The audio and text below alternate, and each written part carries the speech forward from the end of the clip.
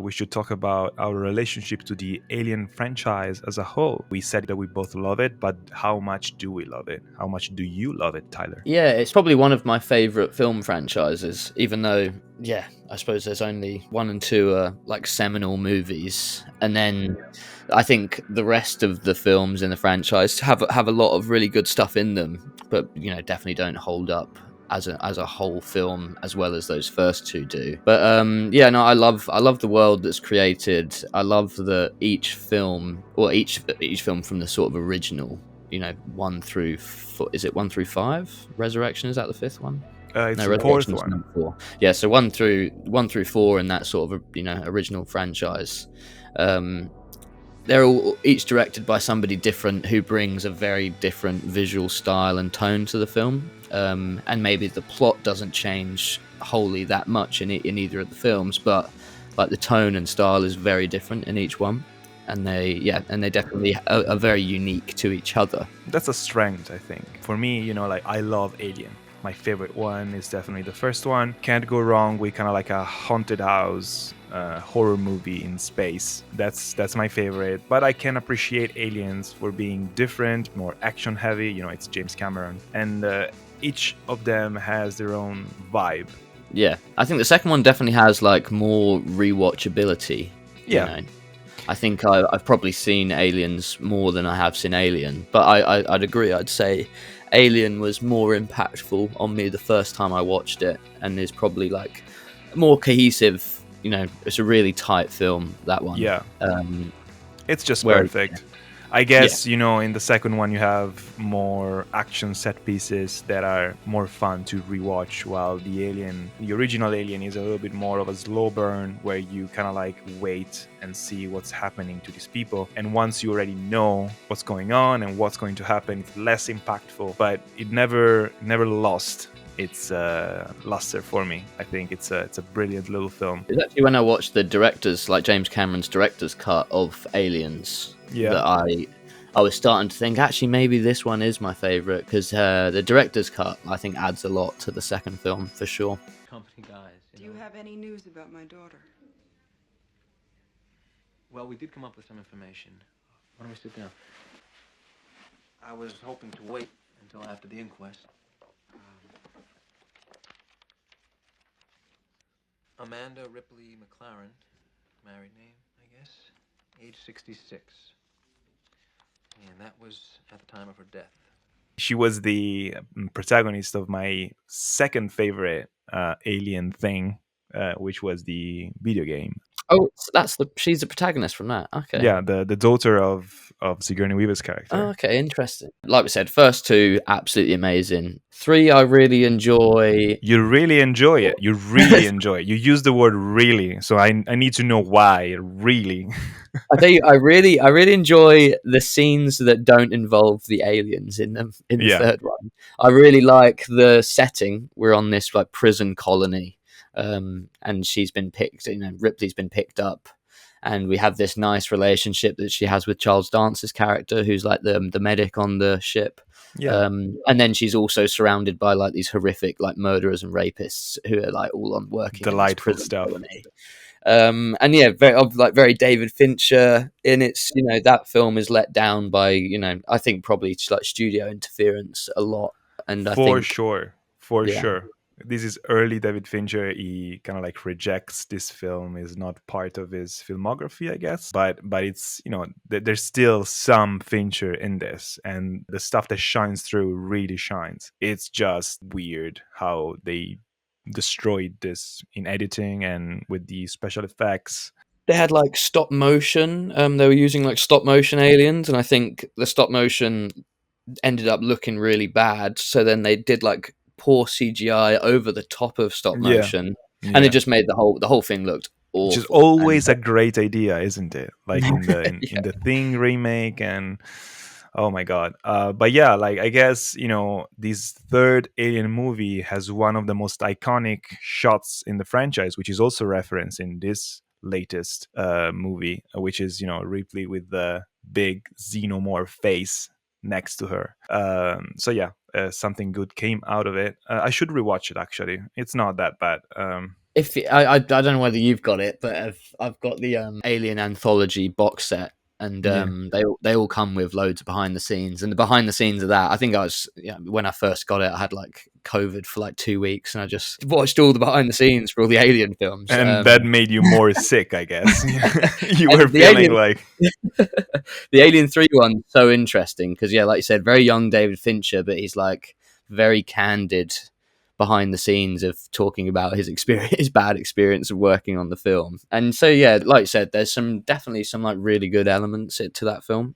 I mean, it's definitely better than what follows with Alien Resurrection, which I don't think it's really good. No, definitely the weakest of this of the Even though, four. you have a few good things. Ron Perlman is in it, Winona Ryder is in it for some reason, and every Alien movie has its own redeeming qualities, I guess. But Yeah, I think like Joss, again, like what we were saying, they're very like direct, like auteur driven movies in the franchise, and like Joss Whedon's like ragtag, it's kind of like it's like ragtag band of weirdos is like what he does very well, and I think that's probably the best element of the film. yeah, true. But the real author of this franchise is definitely Ridley Scott, who returns for the following movies, Prometheus and Alien Covenant. And I remember the experience of watching Prometheus in the cinema, and I absolutely loved that movie, man. Like, that movie was fucking cool. The effects, the story, just the vibe of it, the design of the planet, the way they slowly uncover whatever is going on with this ancient civilization of engineers. I ate that up, man. That movie really, I don't know. On subsequent viewings, it lost a little bit of that magic that you experience, but I still do believe it's one of the better movies, and the kind of criticism that it got, it didn't deserve. Like, people were stupid in it, sure, but it was good. So overblown, like especially when we were just talking about Electric State before we did this recording, and like give me Prometheus blockbuster with Oh my god, characters making silly decisions every now and again over Electric State any day of the week. Do you know what I mean? 100 times, man. Like, it's okay. I can understand some of the criticism, but also let him cook. Let Ridley fucking do his own thing, because the criticism that it got basically led us to a sequel, which is just a rethread of everything that they think people like about the Alien franchise, which is Covenant, where they just very briefly touch on some of the unfinished elements in the story of Prometheus. When maybe if the reception was a little bit better, they could have done like an actual trilogy of movies where, they explore this thing properly, and then maybe even the things that you didn't like about the first movie start to make a little bit more sense, because Yeah. you allow for the story to develop in a natural way, and we get this interesting origin for the alien, which is created by an android which was created by the human. Like, I don't think that's bad necessarily. Maybe you wanted the thing to remain more vague, like the disc jockey, the space jockey, sorry. You wanted it to be a little bit more mysterious. Yeah, but I mean that's the whole like premise of Prometheus is we're going to go back, we're telling an origin story basically, and and if you hate that aspect of it, then you're not going to like the film at all. Yeah, I think it was a very interesting, and it was a tough premise to do. It's like, oh, we're going to go up to space and trying to Dude, find so the hard. origin of man basically. And I think, like you said, this was originally planned to be 2 or 3 film series where we would have got the whole vision of what this was all leading to, but they kind of shit themselves after Prometheus didn't do that well, and they reverted back to this kind of in Covenant, this middle ground of we'll kind of explore these religious spiritual themes, but also we'll do the greatest hits from the Alien series. Yeah, we'll just give you a xenomorph tearing through a ship because that's what you want, right? You just eat that slop. and that's not what I wanted. I didn't want to see a xenomorph, attacking a couple, having a shower, No, and or also Danny if you McBride with his pitched to me, do hat. I want two Michael Fassbenders teaching each other how to play the flute? I'd also be like, no, no, I don't really Well, want to that see was that fine. either.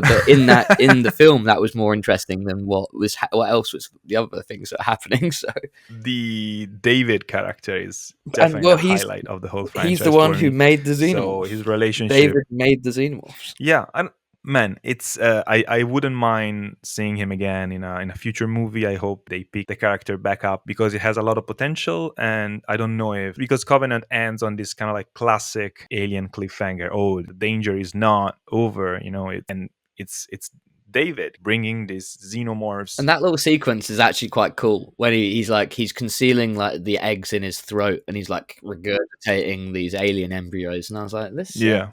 Again, there's a Yeah. bunch of good stuff in Covenant too. I'm not gonna deny that. But like Prometheus has a lot of characters making a lot of very stupid decisions. And But Covenant's even worse for that. To be yeah, fair, we have our science crew. They get off their ship at this in this extraterrestrial planet, and one of them sparks up a cigarette, and Yeah. then that's how he gets sick. And you're like, this is just fucking like stupid. there's some spores getting to his ear. But as I was saying, like you have a lot of characters making stupid decisions, but the overarching story is really interesting. The mystery that you create with this structure in the desert, the big statues, and then the interaction with the engineer at the end, everything is really engaging except for those characters being very dumb. But then you make a sequel that is trying to fix that problem that people had with Prometheus, and you keep the characters very stupid, even more stupid, as you said, and then you make the story just a random horror, sci-fi with a big monster. Yeah. And I just don't get it. I don't understand the decision there. Yeah. And I like the character of Elizabeth Shaw in Prometheus as well. I thought she was really good. I like And the discount dynamic. Tom Hardy as well. Yeah, he was also really good. I like the whole, even though like I think it's the guy Rafe Spall is the character who makes the most stupid decision when he puts his hand in the egg. But that kind of almost happens in all Alien films. I mean, someone needs to do something stupid. Yeah, exactly. But that crew of scientists, I all really like them, and they're all very memorable characters as well. I feel like from Prometheus. Alien Romulus. What kind of grade would you give this movie, and where would you rank it amongst the other films in the franchise? See, I gave it a very I gave it a very inflammatory score when I gave it my initial score on Letterboxd. I think it's got like a 1.5 out of. Oh, dude, 5. that's too low. Come on. Come on. It is too low. It is too low, and I'm grading it on I'm grading on a unique scale because I do love the franchise so much. But I think this is, for me, it's a below average film. But I love the visuals of it, and I think it's very well executed. And there's some very good horror sequences. But yeah, I mean, it's just about a 5 out of 10 for me. This. All right. And I think it comes from the lack of originality in comparison to all the other films. So would you put it above or below like a Covenant or a Resurrection? I think the only actually no, it's true. I think Resurrection is probably Resurrection and Covenant are definitely my least favorite out of them, and this just sits just slightly above it. I think because it's executed better than those. Okay, interesting. I would say, if I had to rank all the Alien movies, I would go Alien. Yeah. The video game Alien Isolation. I know I'm already cheating, but like that was really fucking cool experience. They're making a new one, by the way. I hope we'll talk about it. Then I probably put Prometheus, then this, and then everything else. Yeah, that's fair. I think I'd have it similar. Yeah, maybe 1, 2, then Prometheus, then 3, and then this.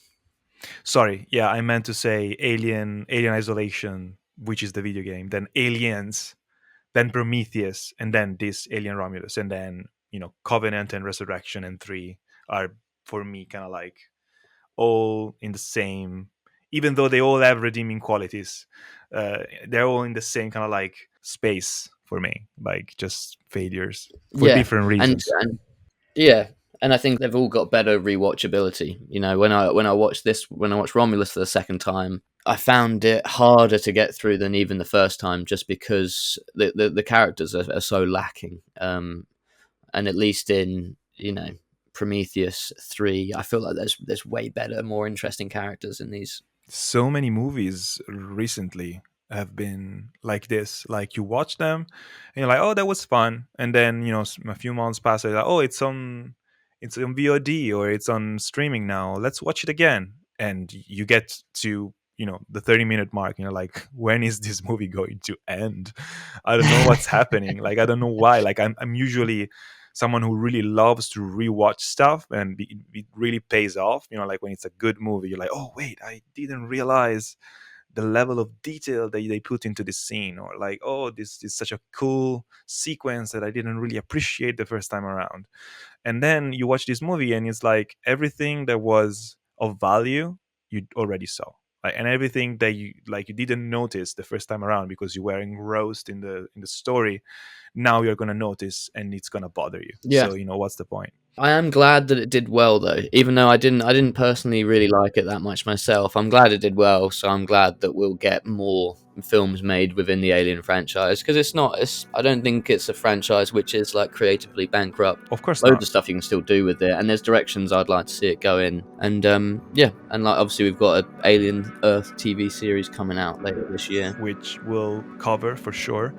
Yeah, Alien needed a win, and this was the win that it needed. I guess we'll see where the franchise goes from here. For now, good, decent movie, but we can do better. Especially Alien as a franchise can do much better than this.